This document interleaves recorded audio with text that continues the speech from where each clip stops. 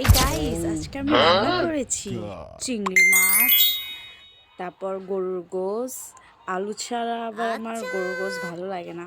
দেখতে পাচ্ছ Oh কতটা নরম my হয়েছে, god. ইয়াম্মি। তো চলো রেসিপিটা দেখো। তো Okay.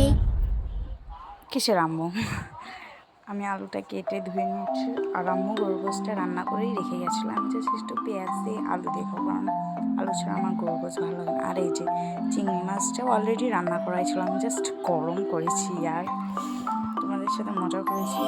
প্রথমে আমি এই যে কড়াইতে আলু আর পেঁয়াজটা দিয়ে একটু হলুদ দিয়ে নাড়াচাড়া দিয়ে নিই, তারপর মশলা দিলাম। এই দেখো, আমার দ্বারা কিচ্ছু সম্ভব না গাইস।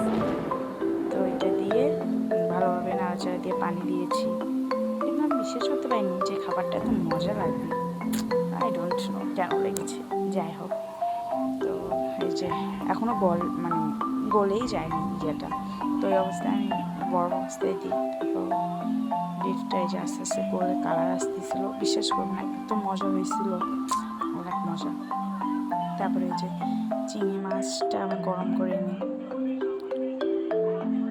আছে চিংড়ি মাছটা ফ্রিজে ছিল তো বেশি, আমার Thank you for watching. Thank you for watching.